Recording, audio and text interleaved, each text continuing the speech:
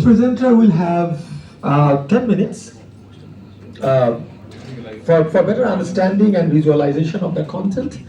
What we can do, we can emphasize mostly on the background and the rationale of the research. We can emphasize on objectives, also highlight the methodologies applied, key findings, and conclusion and thoughts for the future studies. And also for the audience, all you can note the questions, queries, and comments you want to add or ask.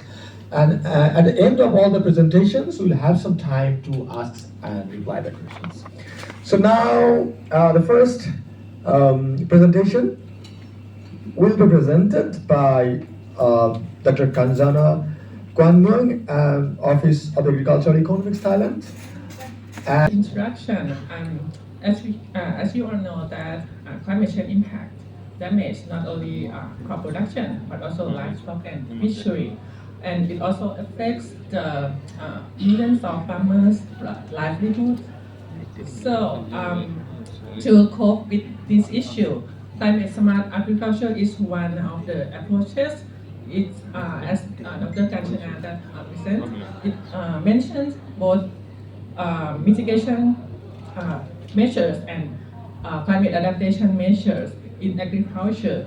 But in our paper, I will focus on the adaptation measures in Thai agriculture sector. And this is my questions and objectives. In this paper, we'll answer three main questions. First, what are the current climate adaptation measures and implementing in Thai agriculture? And what are the barriers and challenges and how to cope with that? And to answer these questions, we did the review of the adaptation measures and also gap analysis of the policy. And also we also analyzed the limitations and by the solutions of the measure and by to put forward the measures to implement adaptation measure in Thai agriculture. And we did kind of like the narrative reviews from the equitable papers and reports, and we applied the frameworks of Ariel et al. 2020 as a framework for our analysis. And this is kind of like the preliminary results of our working paper. And this table shows you the developments of climate policies in Thailand, and we will focus on adaptations.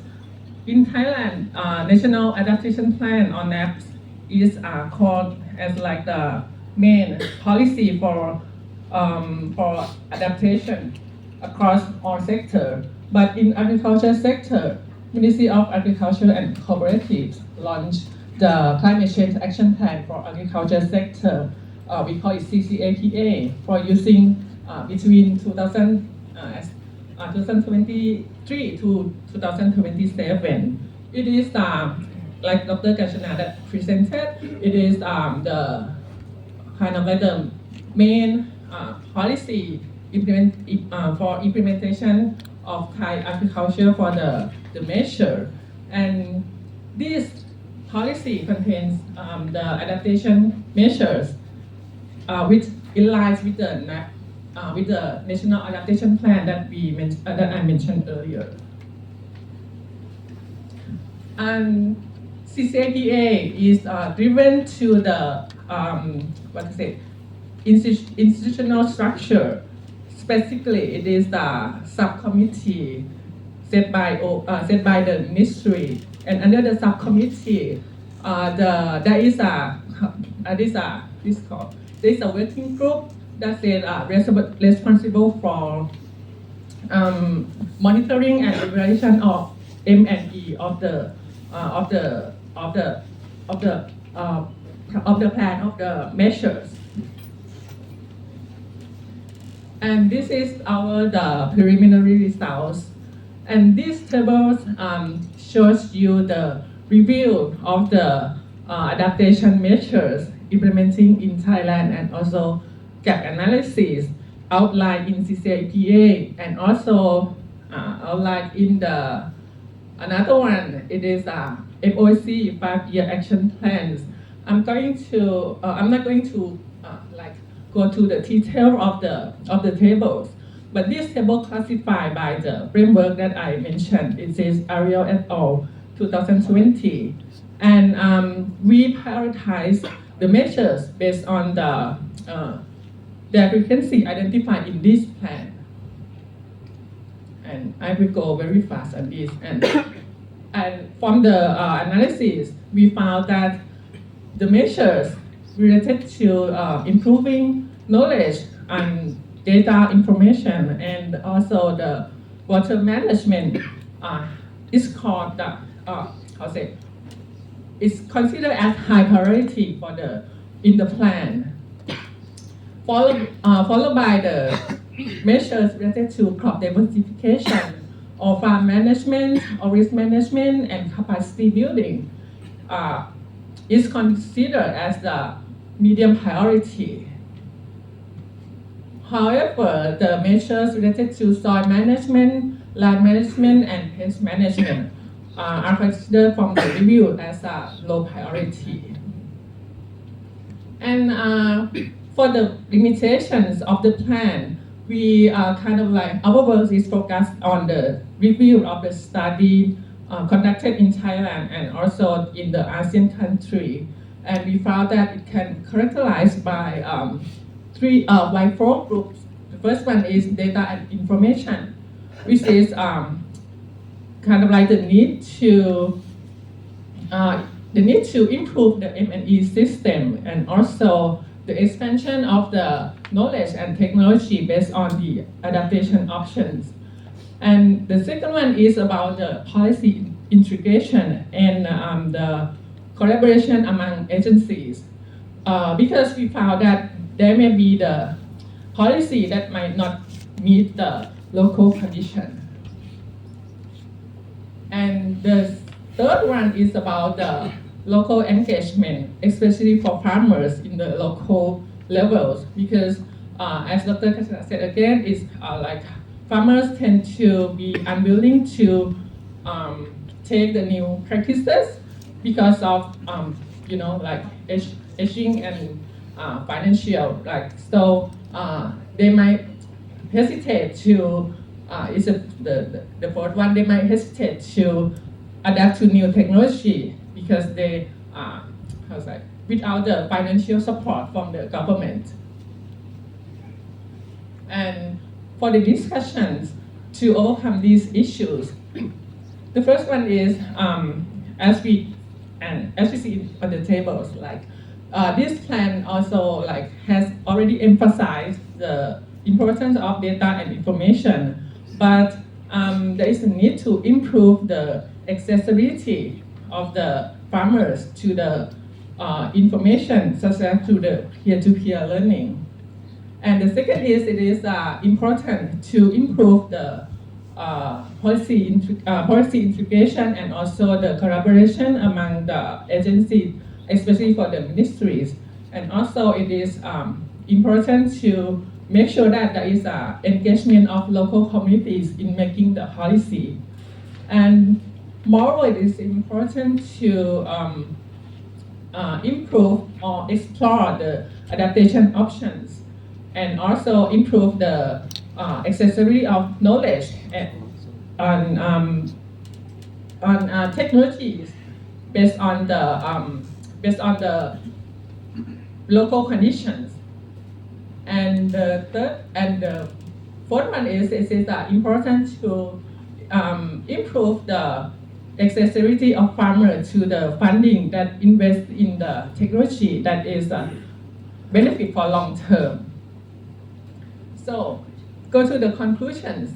These research review the adaptation measures and also gap analysis of the plans, and we analyze the limitations and find the solution. And the Thai government mobilized the MOAC 5-year action plans and also CCAPA, and it highlights the importance of information and knowledge and also water management. However, there still need to improve something like the measures for the knowledge or capacity building that suitable for the local. And also it is important to promote the cost-effective methods and also improve the policy integration and also the collaboration among agencies. Finally, it is important maybe this policy may include the enhance of the measures that related to the soil or land or pest management for the future. And this is my presentation. Thank you.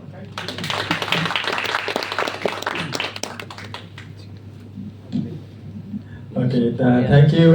We can realize that really 10 minutes is not sufficient to present that kind of huge study. However, we got the insights, and I'd like to really thank you. And we will invite question at the end of the session. I think you can take your seat. And if the audience they ask question at the end of the session, then we'll invite you again to answer the question. Thank you.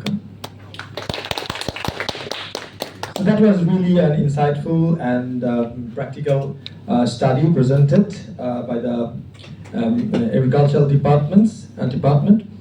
Now I would like to invite for a presentation that is titled Climate Risk, Flood Compensation and Inequality, Empirical Evidence from Rice Farmers in Thailand. That will be presented by, don't be bothered about my pronunciation, right? Narongsak Karun, Pasika Maichur, Janida Ratawan Uchit, Provience, Kobi Pitiakan, and Natakan Bunarsa. I'd like to invite you on the stage. Thank you. สวัสดีค่ะ Good morning. My name is แพรพันธ์ โกวิทพิทยาการ from the Office of Agricultural Economics. Together with my colleague, Ms. นัฐการ บุญอาสา we are very pleased to be here today to present our study titled Climate Risk, Flood Compensation and Inequality, Empirical Evidence from Rice Farmer in Thailand. Our research investigates how climate-related flood risks and government compensation programs influence farmer income and income inequality across Thailand. This is the outline of our presentation. Let me start by providing some background. Thailand experiences flooding almost every year, and over the past decade, the government has spent more than 12 billion baht to compensate farmers for flood-related damage. This accounts for 74% of the total disaster compensation budget.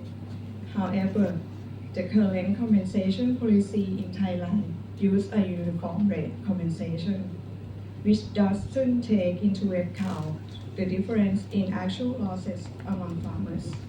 Therefore, our study aims to explore policy options that could help reduce income inequality and increase farmer income in the face of climate-related flood risk. Next slide, please.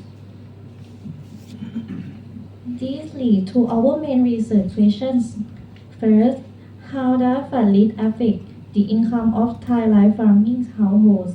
Second, how do different compensation policies influence income distribution? And finally, which policy is most effective in reducing inequality while remaining fiscally feasible? To answer these questions, we use secondary repeated cross-sectional data of almost 43,000 rice farming households, covering 9 crop years. We categorize independent variables into 3 main groups: flood risk factors, general household characteristics, and climate factors. Then we estimated the impact of flood risk on income per rice using 3 regression models. Next, please. We are interested in 4 compensation schemes in simulation results. The first is uniform rate compensation, where every farmer receives the same payment per area. This policy is currently implemented in Thailand. The second is risk-based compensation. Under this scheme, farmers located in high-risk flood zones receive larger payments. The third is progressive compensation, which provide greater support to lower income farmers. And finally, an incentive for crop cessation. This policy option encourage farmers to stop cultivating rice in higher risk flood zone to reduce potential damage. Under this scheme, farmers would receive compensation as part of the regular rate. Our regression confirmed that flood risk has a strong negative effect on household income per wife.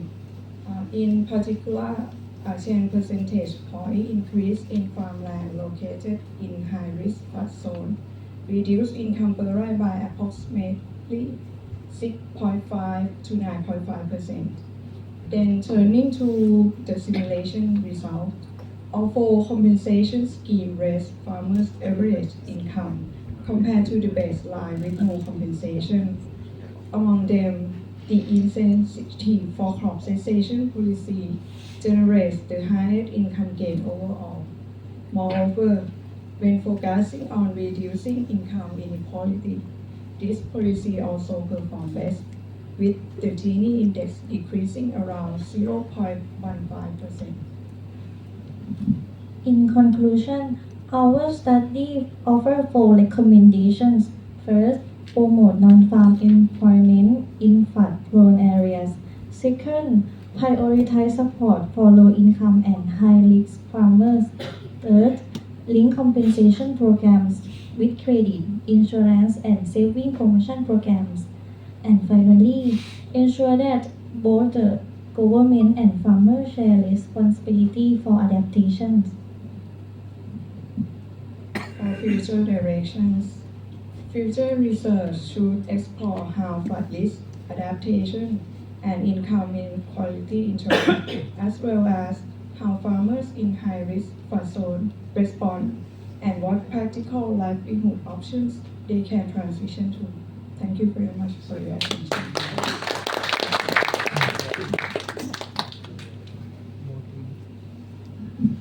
Thank you very much. We're really thankful to you for your nice presentation and strong argument.